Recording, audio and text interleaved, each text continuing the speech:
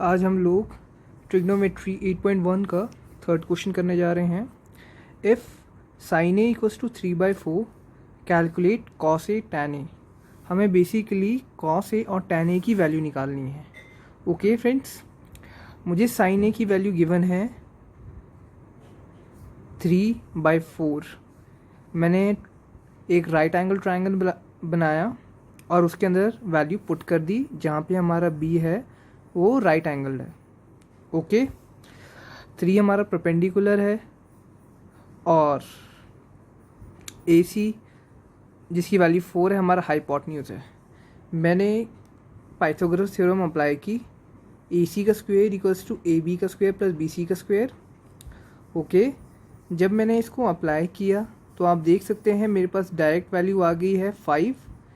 Okay, जब 5 मैं square को उधर लेके गया और ये अंडर रूट में कन्वर्ट हो गया, इसका आंसर आ गया हमारे पास। ए बी हमारी लेंथ ये बेस है वो निकला है √5। हम अब आगे सॉल्व करने जा रहे हैं।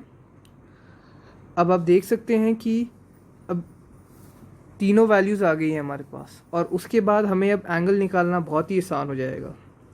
अब आप देख सकते हैं कॉस होता है हमारा बेसिकली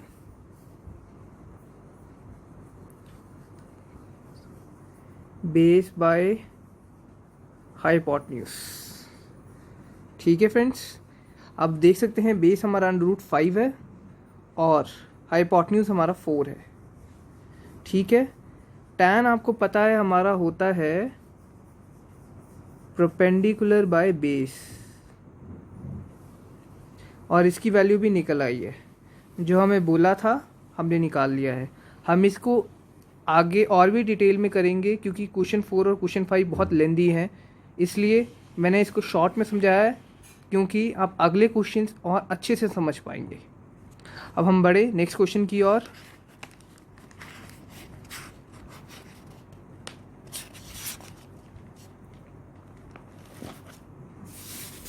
आप हमारा क्वेश्चन 4 देख सकते हैं। हमें गिवन है कि 15 cot A equals to 8, fine sine A secant A. मुझे साइन ए और सीकेंट ए निकालना है। मैंने एक राइट एंगल ट्रायंगल को अज्यूम कर लिया बी पे, जहाँ पे मेरी cot A की वैल्यू 8/15 आ गई। ओके, डोंट वरी फ्रेंड्स कि हमें ऐसा लगता है कि 15 इधर है, हमारे पास सिर्फ और सिर्फ बेस गिवन है। ये पता नहीं क्या है, लोग कभी कभार बच्चे कंफ्यूज हो जाते हैं इसको देख के। ये बेसिकली कुछ नहीं है, ये cot की वैल्यू है। ओके, ये बस क्रॉस मल्टीप्लाई के वक्त ये उधर चला गया था और कुछ भी नहीं है, आपको डरने की कोई ज़रूरत नहीं है। ओके, मैंने इसको अज्यूम कर लिया। मर्जी आप अज्यूम कर सकते हैं के को। मैंने इसको डिटेल में लिखा हुआ है क्योंकि कभी कभार बच्चे क्या करते हैं कि इन केस वो अगर बेसिक वेरियस साइट्स पे जाके पढ़ते हैं तो उन्हें कोई दिक्कत नहीं आएगी, क्योंकि एक बार वो यहाँ से समझ लेंगे। अगर कहीं और पे भी आप जाके देखते हैं तो आपको कोई दिक्कत नहीं आएगी। Let A B equals to 8K and B C will be 15K। जहाँ पे के कोई भी पॉजिटिव नंबर है, के हमारा कोई भी पॉजिटिव नंबर है, एक तरह से ये एक कांस्टेंट वैल्यू है, आप कंसिडर कर सकते हैं। मतलब ज़रूरी नहीं है इसको लेना है, कोई भी पॉजिटिव वैल्यू है, इससे कोई आपको नुकसान नहीं होता। ये कांस्टेंट वैल्यू है जो आगे हमारे एक फिक्स्ड टर्म या फिर वैल्यू निकालने में काम आएगी। अभी आप देखेंगे आगे। अब मैंने पाइथागोरस थ्योरम को अप्लाई किया है। According to Pythagoras theorem A C का square is equals to A B का स्क्वायर प्लस बी सी का स्क्वायर। मैंने value of A B and B C को सब्सटीट्यूट कर दिया है। अब देख सकते हैं ए सी का स्क्वायर इक्वल्स टू 8K का स्क्वायर प्लस 15K का स्क्वायर। 8 का स्क्वायर हम सभी को पता है फ्रेंड्स 64 होता है। 15 का स्क्वायर हमारा 225 होता है। जब ए सी का स्क्वायर हमने इन दोनों की वैल्यू को ऐड कर दिया तो हमारे पास 289 का स्क्वायर आ गया। सो हमने जब इसको सॉल्व किया तो हमारे पास 17K आ गया। Now we have to find the value of sine A and secant A. We know that sine A equals to perpendicular by hypotenuse. आप देख सकते हैं कि कैसे के कट गया। मैंने बोला से कांस्टेंट वैल्यू है, आगे जाके हमें एक स्पेसिफिक वैल्यू निकालने में काम आएगा और वो काम भी आ रहा है। आप देख सकते हैं कि हमारे पास हाइपोटेन्यूज की वैल्यू 17 आ गई है। मैं यहाँ पे लिख भी सकता हूँ, अब कोई दिक्कत भी नहीं है। अगर आपको कोई भी डाउट हो तो आप प्लीज़ कमेंट सेक्शन में जाके मुझसे पूछ सकते हैं और मैं आपकी सारी क्वेरीज़ को क्लियर कर दूंगा। आप देख सकते हैं मैंने बाद में फिर सीकेंट की वैल्यू भी निकाल ली। सीकेंट होता है हमारा हाइपोटेन्यूज बाय बेस। हमारे पास आगे इसकी वैल्यू भी जो हमें बोला था 17/8 निकालने को कि आपको साइन और सीकेंट की वैल्यू निकालना है, हमने निकाल दी है। अब हम बढ़ते हैं नेक्स्ट क्वेश्चन की ओर। आप देख सकते हैं हमें गिवन है सीकेंट थीटा इक्वल्स टू 12/13। हमें अब सारी ट्रिग्नोमेट्रिक रेशियोज निकालनी है। ऐसे फ्रेंड्स ये क्वेश्चन लॉन्ग आंसर में आ सकता है आपके बोर्ड के, सो प्लीज़ इसको ध्यान दीजिएगा। We know that secant theta is a reciprocal of cos theta. Let us assume a right angle triangle ABC, right angle at B, ये B पे राइट एंगल है।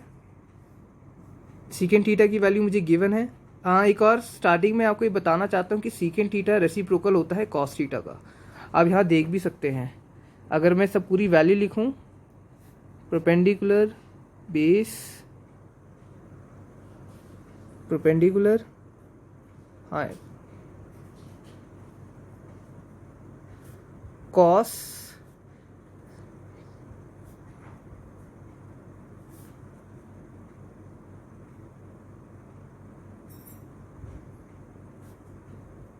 आप देख सकते हैं ये इसका रेसिप्रोकल है। रेसिप्रोकल का बेसिकली मतलब होता है उसका उल्टा। कॉस अगर बेस बाय हाइपोटेन्यूज है तो सीकेंट हाइपोटेन्यूज बाय बेस होगा। आप इसको ऐसे भी कर सकते हैं ताकि आपको बाद में आसानी होगी और ज़्यादा दिक्कत भी नहीं होगी आगे वैल्यूज़ निकालते समय। Let AC be 13K and AB will be 12K where K is any positive number. मैं आपको बता चुका हूँ कि आप अज्यूम कर सकते हैं, मतलब कोई दिक्कत की बात नहीं है। अब उसके बाद आप देख सकते हैं कि according to the Pythagoras theorem AC का स्क्वायर इक्वल्स टू AB का स्क्वायर प्लस BC का स्क्वायर। मैंने इसके अंदर वैल्यू सब्स्टिट्यूट की AB एंड BC की। 13 का स्क्वायर इक्वल्स टू 12K का स्क्वायर प्लस BC का स्क्वायर। 13 का स्क्वायर हमको पता है कि 169 होता है और 12 का स्क्वायर 144 होता है। जब मैंने इसको मतलब इसको वहाँ पे लेके गया BC का स्क्वायर निकालने के लिए ताकि हमारा बेस निकल आए, तो आप देख सकते हैं कि BC हमारा 25 आ चुका है। अब उसके बाद हम आगे बढ़ते हैं। Therefore BC equals to 5K, जहाँ पे K हमारी कोई भी एक कांस्टेंट नंबर मान लीजिए या एक कांस्टेंट वैल्यू मान लीजिए, ठीक है, ताकि हमारी कोई स्पेसिफिक वैल्यू निकल आए।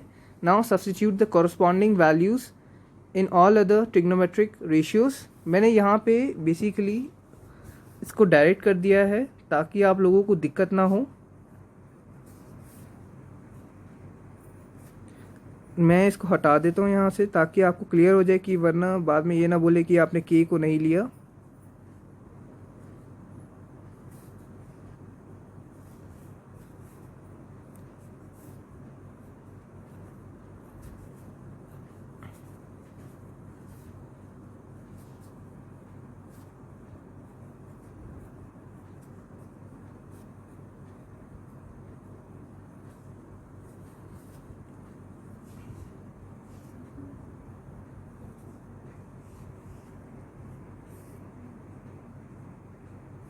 एक कंफ्यूजन हो गई है।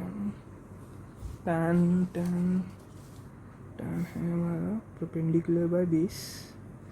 ओके, ठीक है।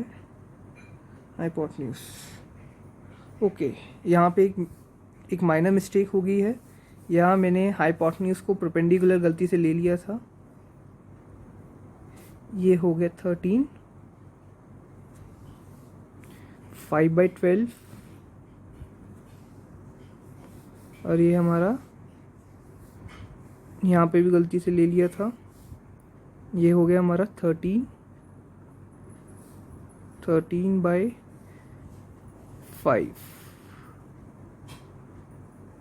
आप देख सकते हैं वैल्यूज़ निकल आई हैं। और अगर आप मेरी वीडियो आपको पसंद आए प्लीज़ मेरा चैनल सब्सक्राइब कीजिएगा।